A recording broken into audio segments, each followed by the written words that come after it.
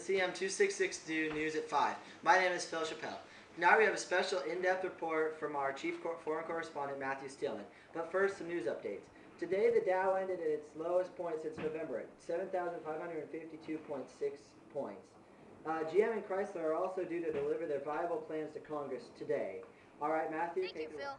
I've been here in Mexico for the last 6 months, tracking one man's story to America and back. Where are you right now? Actually, I'm right out in a field outside Mexico City right now. And right behind us is actually the man we've been studying his house, Jesus Rodriguez. He spent $10,000 traveling to America and back, and now he has returned with nothing but a truck. Here it is. This is Jesus Rodriguez. He lives in a small home with other immigrants from Mexico. After spending over $10,000 to get to the U.S., he returned home with only a truck. Jesus' story started here in the small town of Chihuahua, in the heart of Mexico. He lived here in a small house with 5 other people. He worked on a small local farm as a crop picker. We recently had the chance to speak with a man that worked on the farm with Jesus and even shared the same house. He was a very hard worker, but he got little money. Life was hard for him. I wanted to go to America. I needed the money. I knew it could be found north of the border. So he left all his belongings and packed his money and bought a trip to the United States. Because he didn't have enough money to pay for legal documents, he went illegally. Even though this trip still cost him over $10,000. In an exclusive interview, we talked to one of his smugglers that helped bribe aliens into the country, called Coyote, the man who wanted to remain unidentified to fear retribution. We start by taking 20% of the client's money. Then we meet in a predetermined spot close to the border. We usually try and cross in groups of 6 to 8 cars with 7 people in each car. We try to do our crossing of the border late at night and off the roads to avoid detection. Once we're into the country, we get another 40% of the money, with the rest being paid in annual deposits. Then we take our clients to their final destination, wherever that may be. Unfortunately for him, Jesus' trip didn't go completely to plan. While they were across the border, the U.S. Border Patrol pulled them over and arrested 5 of the immigrants. Jesus was able to get away on foot along with 2 others. The downside, he was in the middle of the Mojave Desert with no one around. After wandering for 3 days with no food or water, There's no food, no water. So lonely.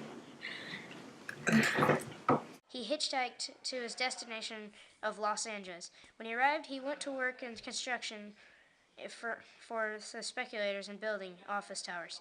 He were recently able to speak to the branch manager that hired Jesus. Hired him in early 2008 when the economy was good, for a starting wage of $8.40 per hour.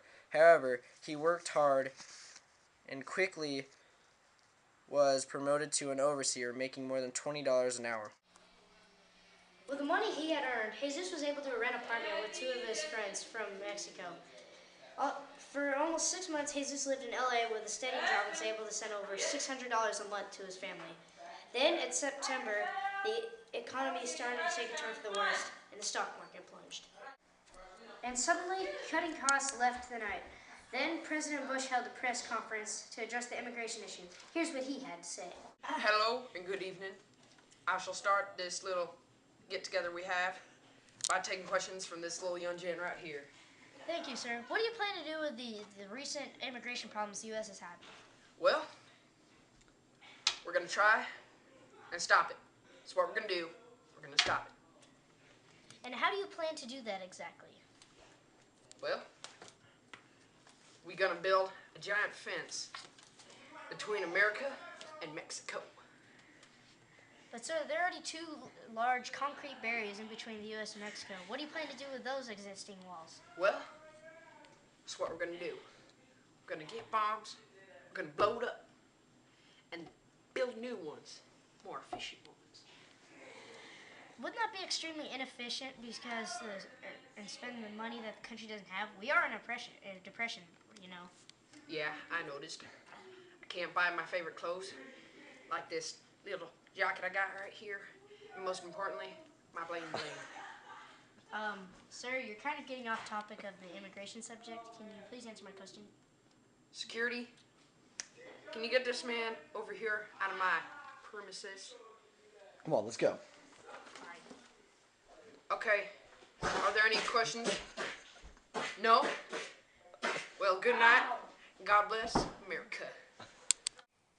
These circumstances made life tough for Jesus, and within 2 weeks, he was out of a job. He was a very hard worker, but we couldn't keep paying him. That, coupled with President Bush's announcement, forced us to let him go.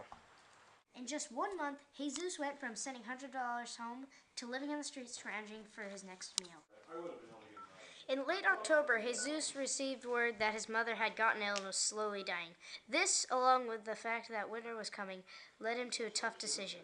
So, I decided to give it all up, and go back to Mexico. I had not enough money to buy a plane ticket home and to ship my truck.